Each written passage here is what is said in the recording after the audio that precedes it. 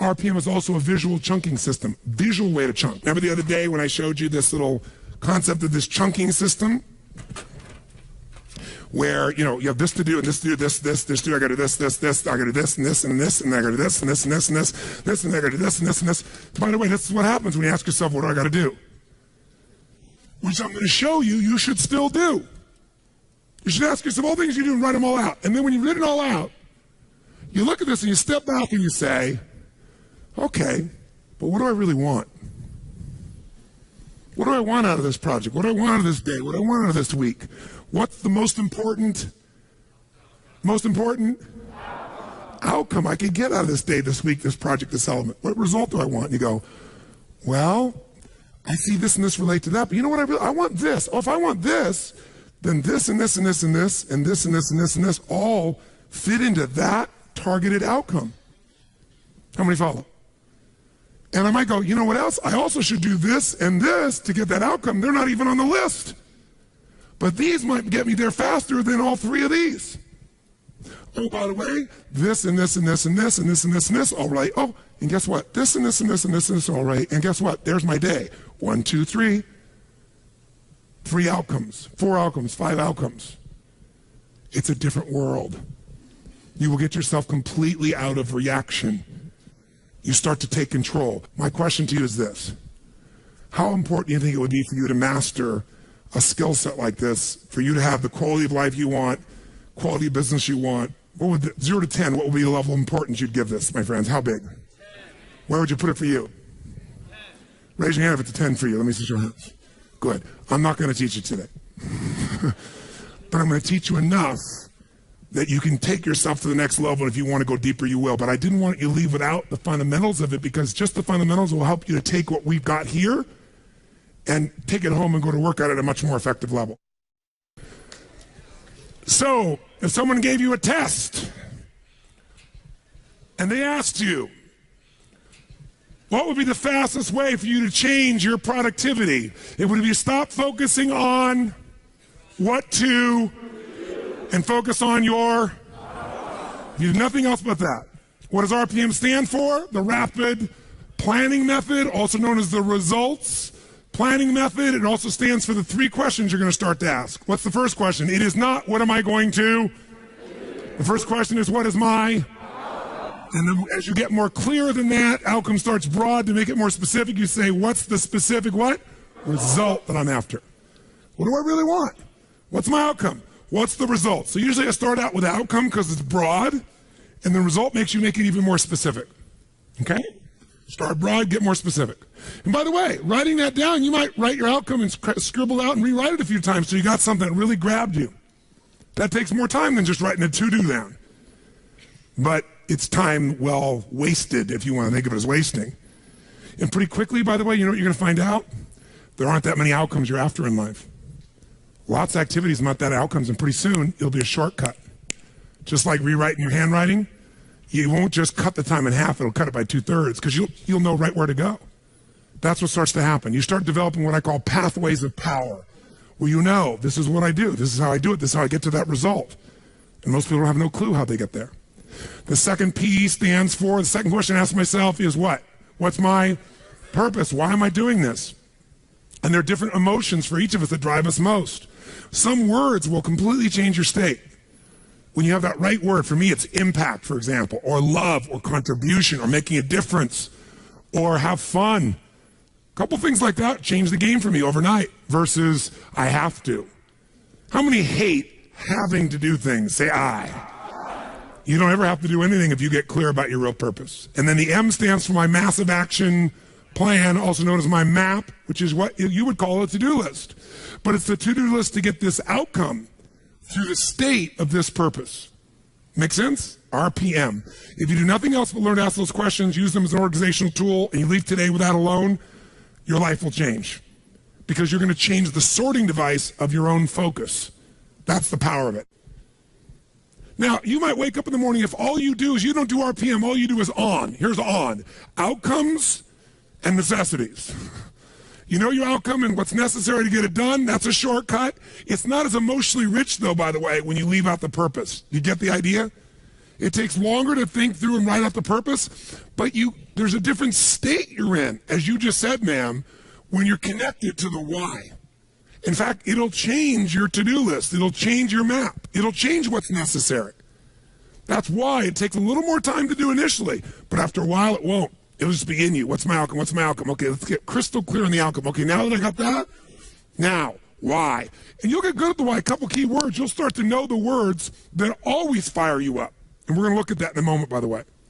Because words change emotion. And change the emotion, you change what people actually do. Not what they write down they're going to do, what they actually do. You change the quality of how they do it. Because it changes their state. Make sense? So if you're going to master RPM, and you're not going to do that today, but if you want to, let me just kind of give you the overview. There's 7 principles of power. Just capture them if you want. First one we're going to come back to right now, but I'll start with it at the top. Believe it or not, above anything else is the power of language.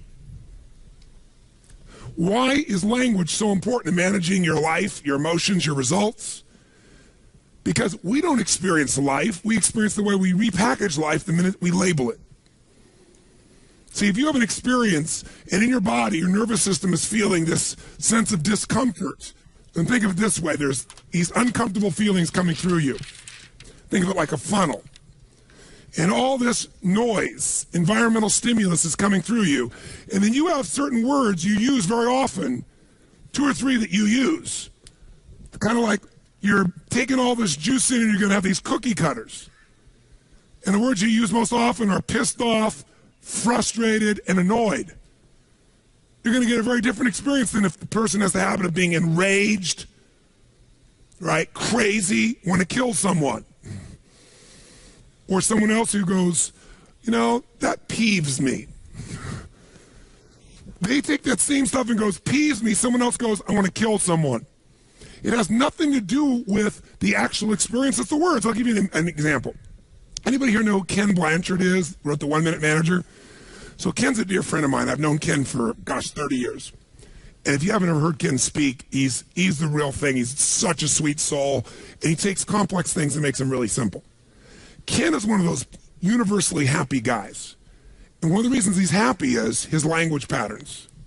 See, we all have habitual language patterns. We filter the word and we put the label of what it is on it. And the minute you label an experience, the experience becomes that in your body. So some people will say, well, if I said to you, you're mistaken about that, John. How do you feel if somebody says you're mistaken? What if I say, John, you're wrong? Who feels a little different now? What if I say, John, you're lying? Who here will get into real intense experiences if somebody says you're lying, right? Because your integrity is there. Now, all you do is change one word and we can change your biochemistry, right? Well, we use words all the time with our experience just because it's the habit of what we use most often. My mother's passed away, bless her soul, but when she was alive, I told this story. She used to always be humiliated by everything. She'd call my house back the days before email, and I was, traveling like crazy, and there was a answering machine, the old style answering machine, and she'd leave a message. I'm humiliated that I have to leave a message for my son. What is he, President of the United States or something? And in the beginning, I get hooked, but then I noticed my mom was humiliated by everything. She was humiliated by the drugstore clerk. Because anytime she was uncomfortable, she called it humiliated. Till one day I explained to her what humiliated was, and we had this interesting conversation. And I got to see there were many other choices besides humiliated. You could be pissed off, frustrated, ignored, loved. But we get in the habits of attaching things. So Ken Blanchard, the reason I bring him up, Ken and I are good friends, and we were talking one time about how words affect people. And he goes, Tony, he said, I have this attitude of life. The worst a day can be is a great day for me.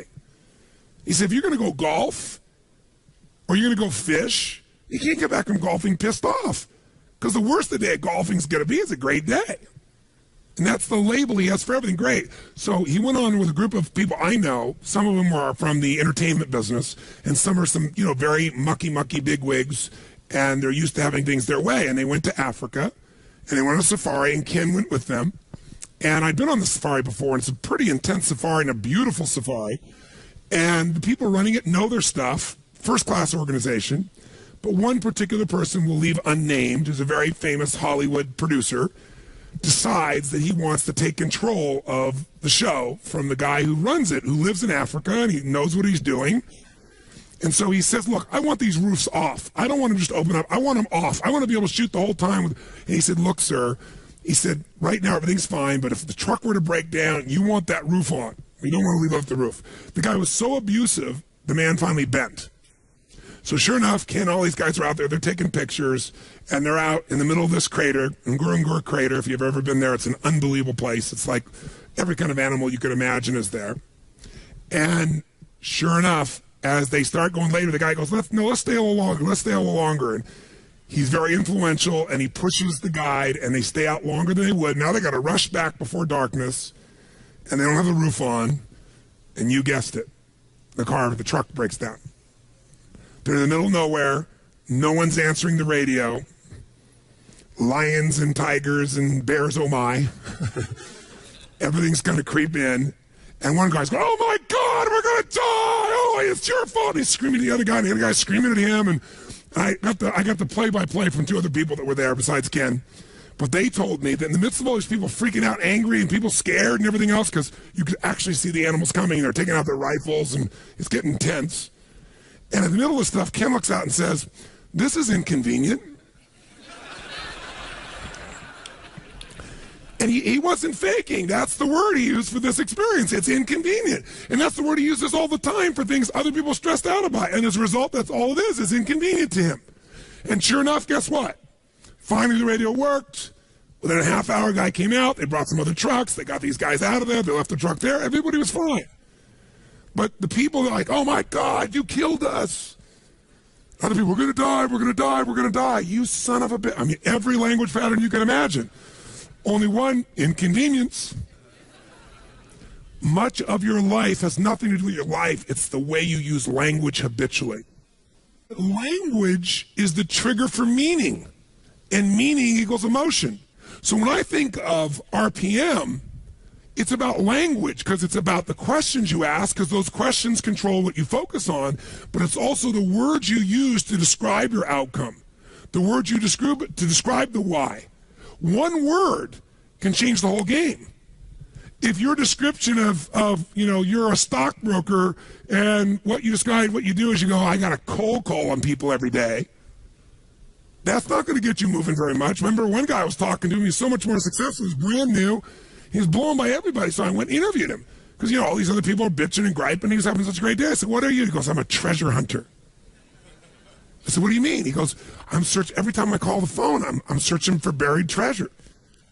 You see, you don't get treasure every time, but when you get it, there's going to be, if you keep digging, there's going to be a treasure. And sure enough, you get one client that would do more business for him than all the other guys got. But the difference was when he called people on the phone, he's searching for treasure. Does that change the state? Does that change the quality of his voice? Will that actually change the result he's likely to get with a stranger? Yes or no? So ladies, you've got a ring that this man's about to give you or gives you, and somebody else sees it and they say, well, that's kind of nice. Versus that's magnificence. Versus what a rock. Would it change how you feel? Yes or no? A little or completely? I say to you, you come to me and say, Tony, I'm single, you meet thousands of people, I'm your friend, help me out. Set me up, man. And so I say to you, okay, I know this really nice girl, this really nice guy. You got a state about it, don't you? What if I say, I know this woman, I know this man, I know this woman who is delicious. I didn't even say anything that makes any sense, but how many are in a different state already, right?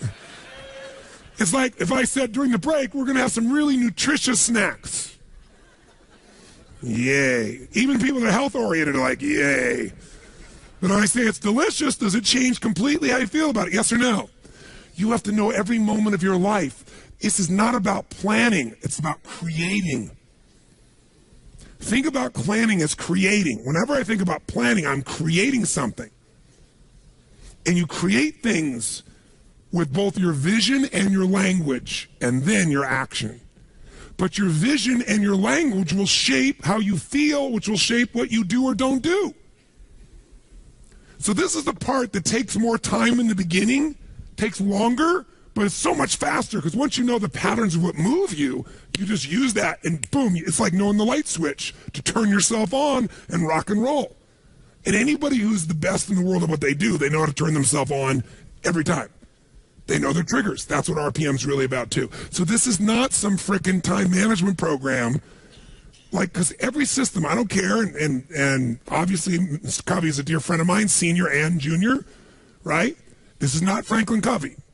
This is not a little planning system. This is not pulling out your BlackBerry. This is not using things or whatever tool you use.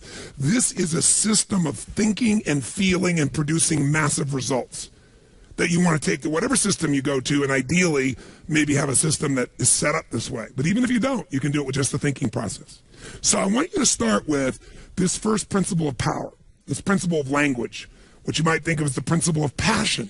That's really what it is. The power of language is it produces passion. And by the way, passion is the genesis of genius. It's a great quote by a brilliant man, Tony Robbins. No, I thought that sometime. I thought that's really true. I wrote it down. It's like passion is the genesis. You see some genius in anybody, it's because they're passionate. That's where genius flows. And passion is because it's about something more than yourself. It's about something larger. Now, let's do this for a moment. Let's have you write now, anywhere you want in your notes. I'm going to give you 1 minute, and I want you to write as fast as you can words that would increase your emotional intensity. Like for me, I'll give you some of mine. Mine are passion, mine are love, mine are make a difference, mine is transform, have an impact, right? Have fun. There's certain key words. There are roles in my life. You know, father of the clan, you know, mentor, leader, friend. Certain mentor, there's certain language patterns. When I think about myself as that person, I do things differently from that place, right? So I want you to just write down any words at all for 60 seconds. Just write down real fast, what are some words or phrases that would excite you or juice up your life if they were being used regularly, that'll move you emotionally. Choose words that you're associated to, either in a context like your health or your business or just overall words. Just write words that would move you. And if you write a word and doesn't move you so much, cross it out and write a different word that moves you more.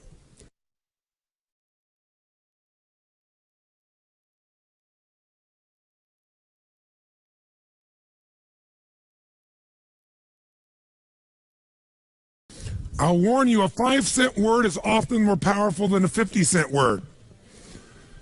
You can say, I am becoming a facilitator of transformational change around the globe at this moment now. Or you can write down, kick-ass, take names. Sometimes kick-ass, take names will move you more than facilitator of the human transformational experience. Write some phrases now that you might use when you think about things you want to achieve in your business. What do you want to do? And write them in words that are passionate, not just increase sales.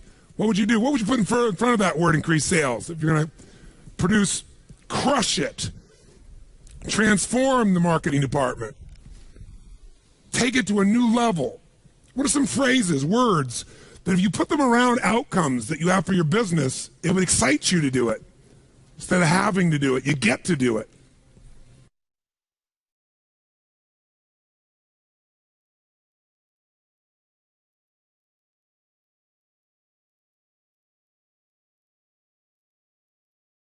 Can you think of an activity that you normally do not like to do? You'd rather have somebody else do it if you could.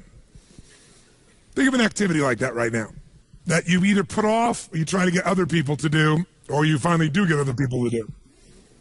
How many can think of an activity like that? Part of your business, part of your life.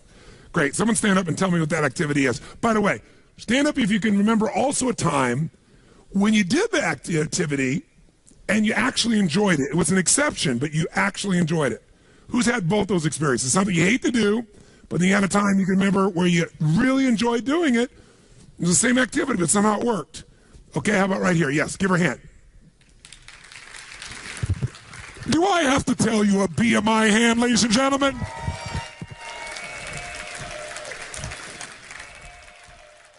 Tell us, what was the activity you don't normally like to do, you like to push off on others? Paperwork. Paperwork. Yeah. Now, the word paperwork alone, does that, when you guys hear that word, how many of you don't want to do it either? Raise your hand. So just the way she's languaging, by the way, she's not telling you the outcome, she's telling you the activity. Think of it this way. If someone told you the process of having a child and all the processes you have to do to raise that child, and you were focused on what you had to do to raise the child versus the outcome, would you ever, or the purpose, would you ever do it, yes or no? If someone would have told you in advance all you would have to do in your business to make your business successful, and you were focused on all you had to do, the to-dos, versus the outcome of owning and growing your own business, would you ever have gotten into it, yes or no? So she's focused on the to-do, and she's languaged the to-do in a way that is incredibly moving. Okay, so paperwork. And so when you normally think about doing paperwork, how do you language that to yourself? What do you say to yourself? I hate doing it. It bogs me down. It doesn't add to my results, which is making sales. That's right. And notice, it doesn't add to my results, which is making sales. Great. So now, there was a time you actually enjoyed paperwork? Yes. Tell me about that time. When I was younger and I was just starting out in my career, and it gave me a way to process my day and order my thinking. So it gave me these chunks of accomplishments. Ah. And so when you talked about paperwork then, you didn't call it paperwork then, did you? No, I called it probably priorities. Yes. What did you call it? Priorities? What? Probably priorities. So what would your phrase be back then, do you think? When you're thinking about this, you'd say, I'm going to get to, or I'm going to do. I'm going to prioritize my day. These are my projects. Ah, she called it prioritizing her projects. How many feel better about that than paper frickin' work? Now, if she just changed that language alone, I want you to think about right now. Do you have some paperwork waiting for you at home? Yes, of course. Of course. Yeah.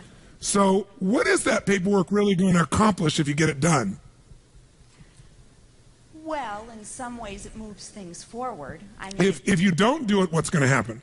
Things aren't going to get scheduled. They're not going to make deadline. Clients are going to be unhappy. And what will that do to sales? That will drop them eventually. Or it'll make me run around trying to fix things. So is sales important to you? Absolutely. And are making people happy, your clients happy, important to you? Well, yeah, I mean, the sales are important because basically what I'm doing is helping people with their business. So that's... Yes, and how many people fail because they don't do their paperwork, do you think? Well, I mean, if you put it that way, that's not why they fail. I didn't put it that way. I just asked the question. Different question, yeah. How many saw that?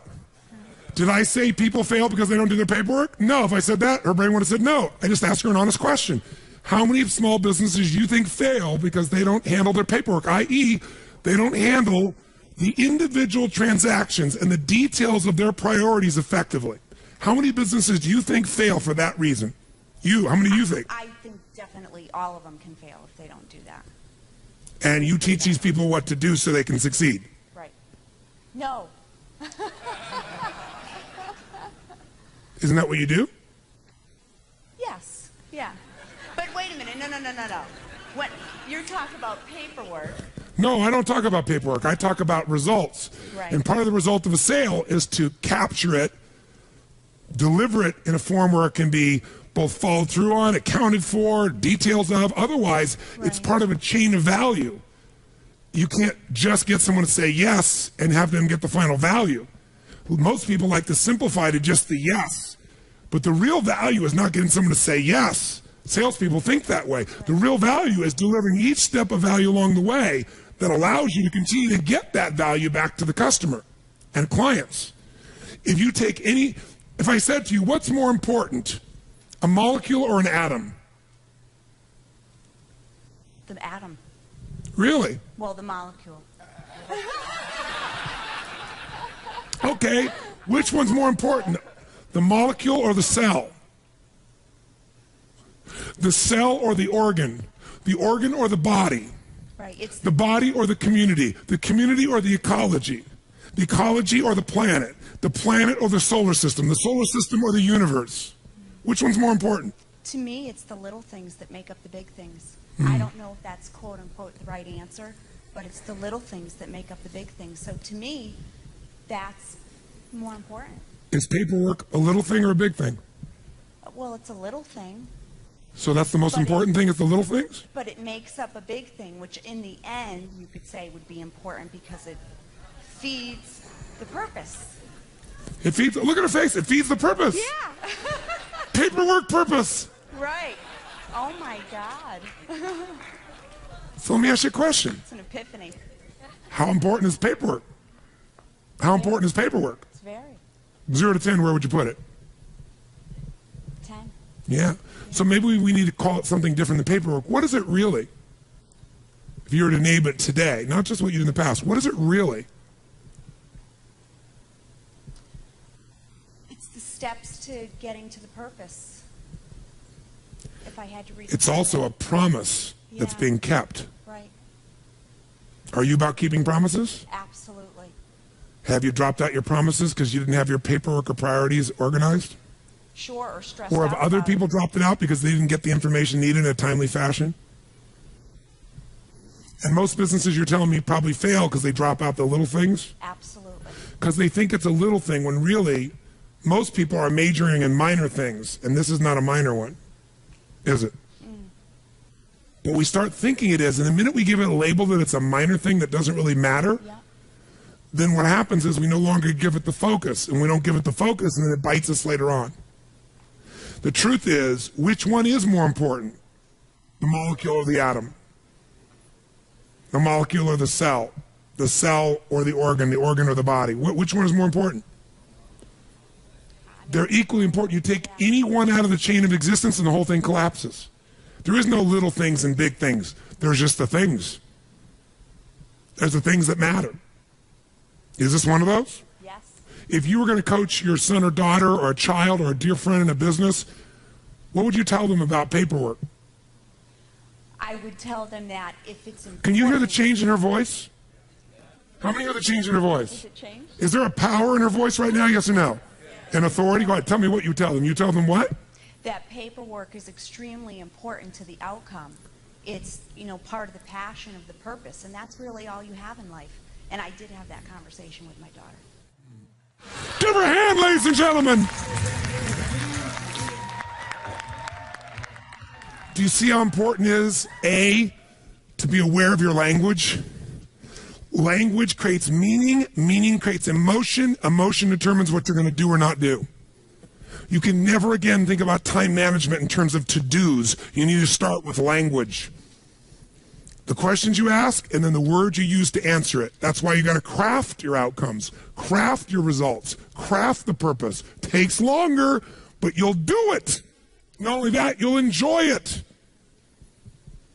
She says, I'm going to go home and crush that paperwork. That's the word I would use. She go back and she said, I'm going to be, and what if she created a role for herself? I am the queen of paper prioritization.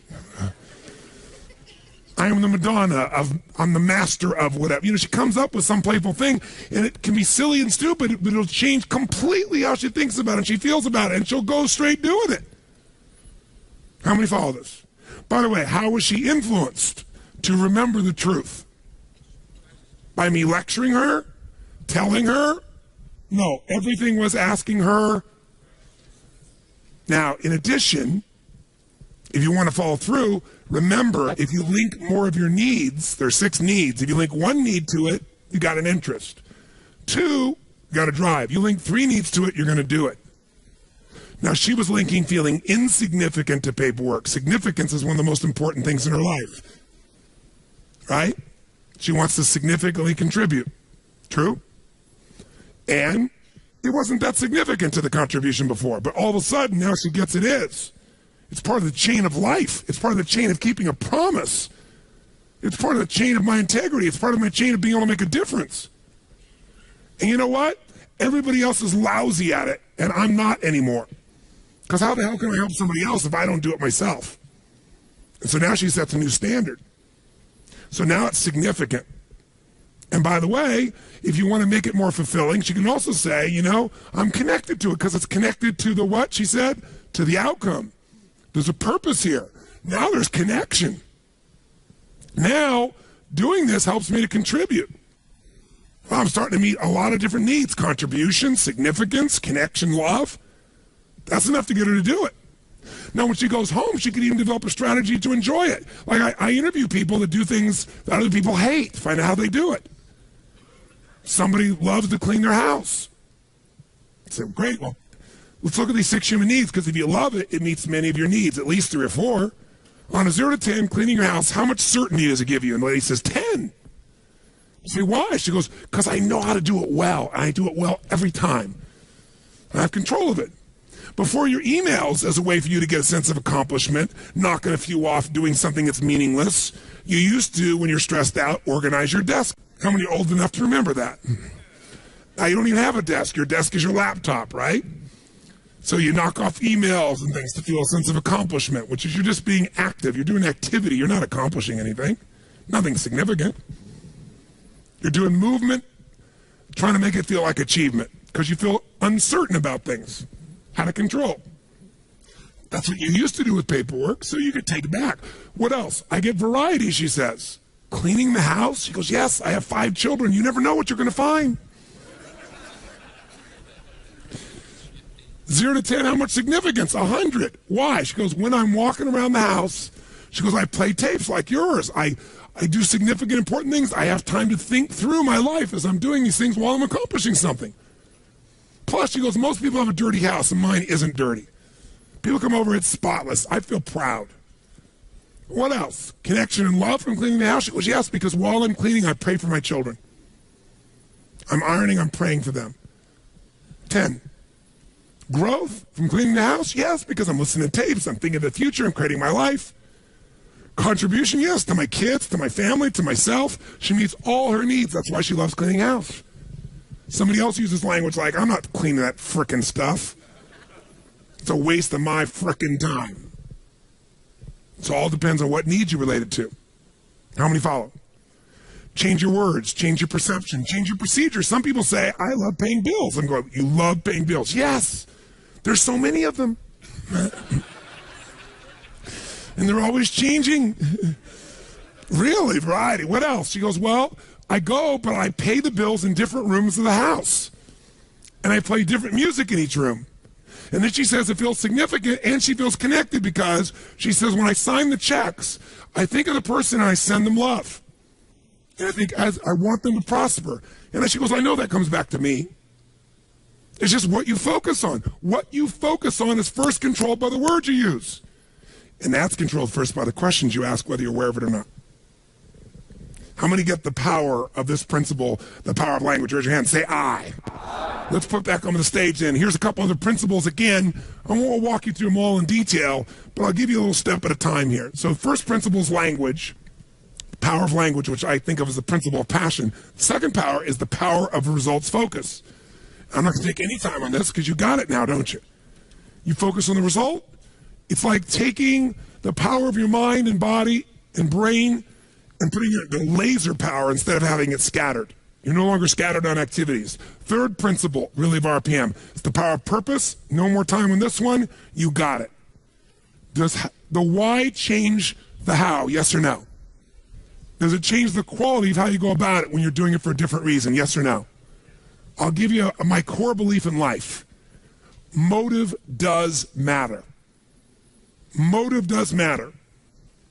If you want to know my pain in life, my ultimate pain is people think of me as a motivator. I hate that term. Mr. Motivator. You know, people go, I don't need any motivation. I say, well, that's good because that's not what I do. Right? No, they'll have a nice big belly. They go, I don't need any motivation. I'll go, that's obvious. You're highly motivated to eat. Right? I'm the why guy. I want to know why you say you want to lose weight, but you keep eating. Because what motivation is your motive for action. I'm very interested in what your motive is. You should understand your motive, your why, your purpose. That's where all the power of life is. And I believe motive does matter. If your motive in your business is just to make money, you can make it because you're focused on it. But I believe life moves to support whatever supports more of life. And I think a reason why Home X or a Zappos grows the way they do is because they have a higher purpose as well. And the higher purpose is to serve something more than themselves. See, if I'm just trying to meet my needs, I'm going to get a certain level of insight. And I looked at my life, throughout my life over the last 30 years and thought, stuff happened at times that anybody who was there would go, that's impossible. No way that could happen. How could he know that? How could you shift that person? How could you change that situation? I've had these moments throughout my life. And I believe insight comes because I wasn't focused on me succeeding or failing. I was completely focused on serving them, and the insight shows up. You try to take care of your family, you're going to get a different level of insight than just yourself. Trying to take care of your company, even bigger insight. Trying to take care of your community, trying to take care of the world, humanity, without being ego, not saying it. If that's really in your intention affects the quality of what you're exposed to, of the insight, of what comes through you. Motive does matter. And we can always shift our motive. And there's nothing wrong with wanting to meet your needs and others. The game changes. And by the way, if you do this in your planning, i.e. creating, the game changes. Okay? You make it a ritual. RPM is a ritual of questions. You got to get it in your body as a sequence. When you get it in your body as a sequence and you lock it in and you condition it, it'll just happen. It'll happen like, what do I need to do, used to happen inside of you. Next principle, number 4, it's the power of mapping. That means that once I know the result I'm after, once I know why I'm doing it, I got the right language, I need to come up with a map. You know what's interesting about a map? It doesn't always work. How many of you ever used before, in the old days, before they had Google Maps, there was a company called MapQuest? Whoever made the fatal mistake of using this crappy product? And what happened if you use MapQuest? What usually happened? You ended up getting a place worse than if you would have guessed. Because their map had nothing to do with the reality of the territory. Well, the more you do something, the more you're able to come up. The first time you do a map, you might be a little off. But if you do a map again and again and again, pretty soon you start learning the pathways to get to a result quicker, don't you? When you start making these maps, these action items, you're going to start to find certain ones get you further than others. And pretty soon, what took a long time, you're going to know the shortcuts. Oh, I know how to get from here to there quicker. I know the map. That's what used to be your to-do list. Now it's going to be a map to an outcome that's being fueled by your purpose. Okay? And then very quickly, as a principle, number 5, the power of chunking. So you've been in this seminar this week, and you got all this information. And I've attempted to get you to at least capture it in one place in the form of principles and actions. That alone chunks it a bit. That means you could turn that part of your book, kind of review the principles, right? You know, you can read the whole book, look at the principles, and you can look at your action item and say, okay, what does this relate to? You could just make it a to-do list of all these things you're going to do and figure out when you're going to do them. Or you could take all those to-dos. You could say, okay, these all relate to marketing. These are all the actions related to the outcome of making sales better. These are all the outcomes made towards culture and improving my culture. And you could take this random list of to-dos and maybe fit them in 6 drawers, 6 categories. See, years ago, I started do chunking. I started to realize I could get out of stress very quickly if I just learned to chunk things. I know to get out of stress, but now when I thought of my day and I got interrupted, instead of going, oh my God, I got 57 individual things to do, there's only 3 things I'm after today. I get refocused on my outcome.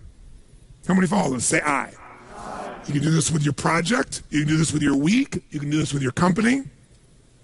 So after a while, I came up with this idea.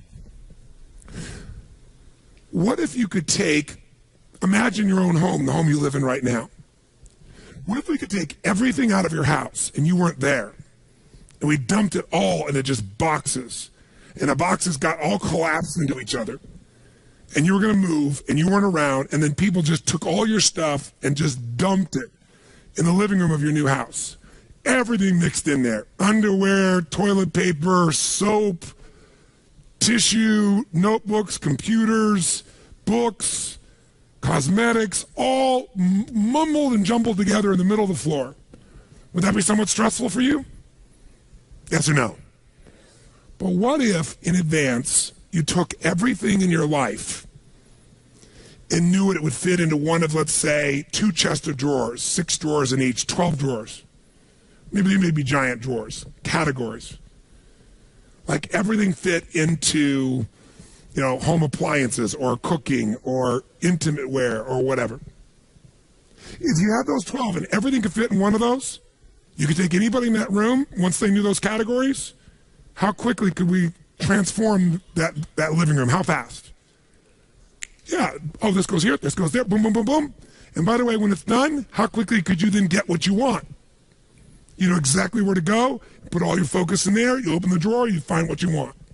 Wouldn't you like to be able to do that with all your outcomes, all your action items? I'm going to show you how. And this process is a simple way of managing your life. And I'll give you the big picture first for a moment, and I'll scribble it up here as a chunking device. Think of your life this way, as a gross generalization. And by the way, chunking is an art, not a science. What does that mean?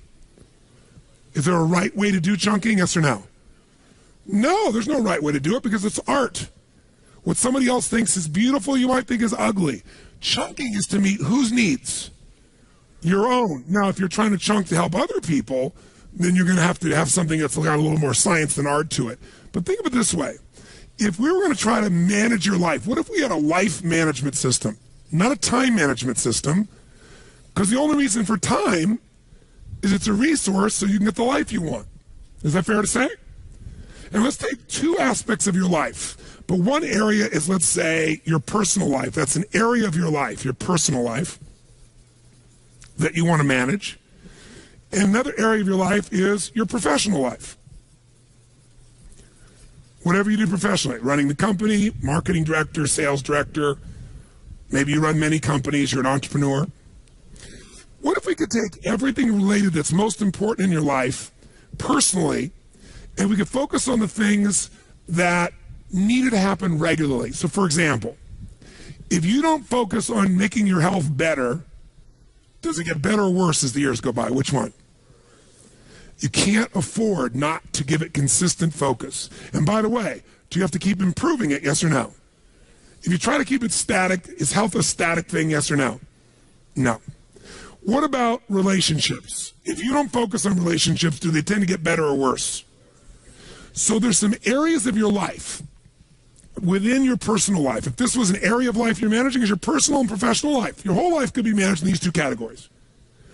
If underneath these, we could say everything that matters fits within 6, 8, 10, 12 drawers. They might be things, and I would call these categories of constant and never-ending improvement. For short, we call them categories of improvement. These are areas that you've got to constantly focus on once a week, once a month, some of them once a day. They're areas that never go away. Does that make sense? And so in your personal life, what would be some areas you got to constantly focus on? You might say, well, there's my health. There might be a drawer called family. There might be another one on finances. Does that make sense? And within those areas, you could have specific goals for this year, for this month, for this week. You might have certain musts that had to go in there. But you could put everything in there, and you could look at it once a week or once a month to make sure you're on target. Am I making sense? Yes or no? Will this help you to chunk your life a little bit? Yes or no? Because if your whole personal life could fit into 5, 6, 7, 8, 10, 12 max of these, you could chunk it, and you could keep track that I'm still making progress. Because most people make progress on what they focus on. So they focus on their business, and their body deteriorates. Who can relate to this one? Raise your hand. Or they focus on their body, and their relationships deteriorate. You're so damn into yourself, you're never even here. Or they focus on their kids, and their intimate relationship breaks down. But if you had a way to keep on target, you could still put more focus on some things than others, but you kept it balanced, your life would work better. What are some areas, categories within your business that you have to constantly focus on and improve? Someone tell me. What are some categories that never go away? Tell me. Marketing. That would be a drawer. What's another one? Sales. What's another one? Accounting, finances, cost controls. What's another one? Culture, empowered employees. Do you think you could take everything in your business and maybe put it in a maximum of 12 drawers? And then whenever you had a meeting, you could say, what are our outcomes? Instead of this long list, you go, what are our outcomes around empowering our employees? What are the outcomes for this year, for this quarter, for this month, for this meeting related to sales? What are outcomes of this meeting? To marketing. And guess what? Then you don't have this situation where you're doing great one part of the business, the other part bites you. See, if she doesn't do the paperwork, i.e. the finances, the production, whatever, and she focuses only on sales, we can guarantee her failure. It's only a matter of time. And it's not because she doesn't care, it's because she doesn't have a system of chunking her life. She gets overwhelmed because she thinks of sales is all these things. More likely, she makes paperwork all these things. I talk to people all the time. Somebody who doesn't work out regularly, doesn't exercise regularly, I'll say, how important do you think work out? Oh, yeah. And you'll finally get them where they say, I'm going to work out. But I'll say, why haven't you worked out up until now? I know you're committed now, but up until now, I want, not excuses, I'm not making you wrong. Just tell me, when you think about working out, tell me how you think about it. And listen, here's what they'll say to me. Well, God, it's so much work. Really? Well, tell me what do you got to do to work out? I said, well, you got me right now. I don't even have any running shoes. I don't have any gear. I don't have any clothes. I'd have to go buy the stuff. I'd have to drive to the sporting goods store and, then I have to go in there and try stuff on. And, I don't feel very good about my size now anyway. It'd be uncomfortable. And then, after I pick what's working, I don't really know what I should be wearing. I don't know if I'm going to run or I'm going to work out or lift weights. So I don't know what to buy, but let's assume I got all that stuff. Well, then what? Well, then, I got to go to the front and sit there in that damn counter and wait, and then write the check and then get in my car. And, well, what else do you have to do? Then I have to find a place to work out.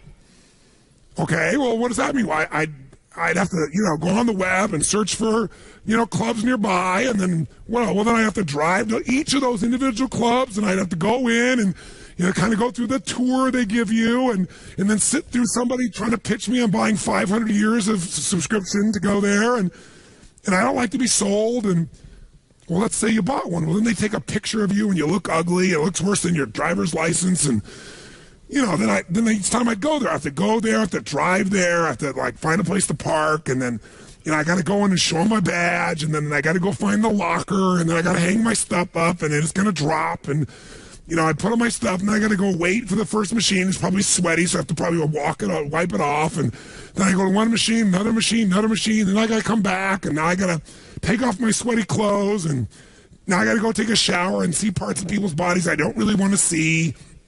And then, after all that, then I got to dry my hair again, put on my makeup, put on my clothes that are probably wrinkled, put in the smelly bag, and then I got to go show them the thing so they can stamp my thing so I don't have to pay for the parking. And then I got to find my car, and I got to get my car, and then I got to drive off.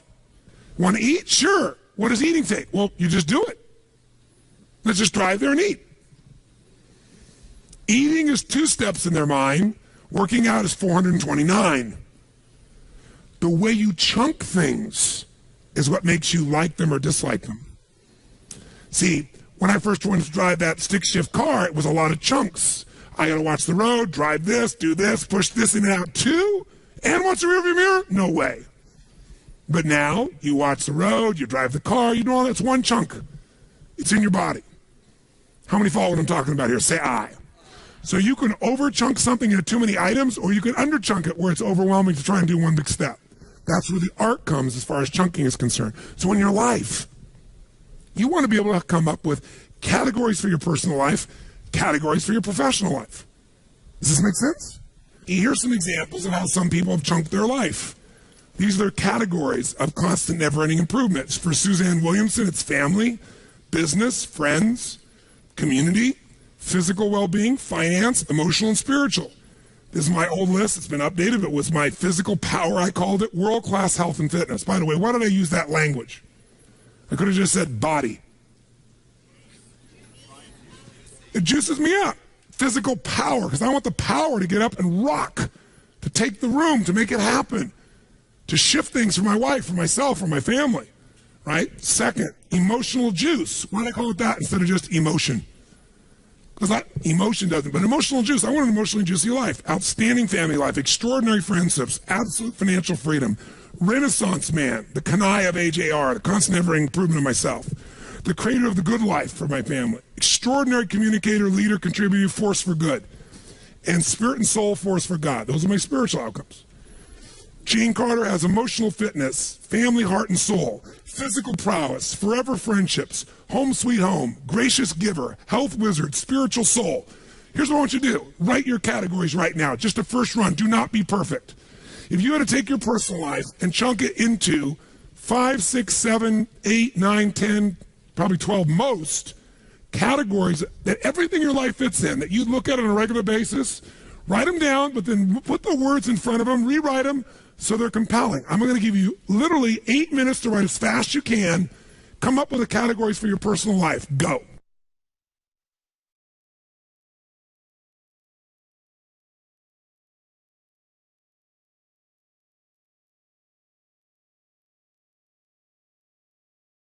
How many think it would be valuable once a week or at least once every 10 days, 3 times a month, sit down and lay out a plan for that week or 10 days where you put the big rocks in first, looking at these categories, making sure you didn't miss the stuff that matters most to you. How many would agree with this? Say aye. Would you have to write down every action item, yes or no? What would you write? Your most important outcomes and why. Make sense?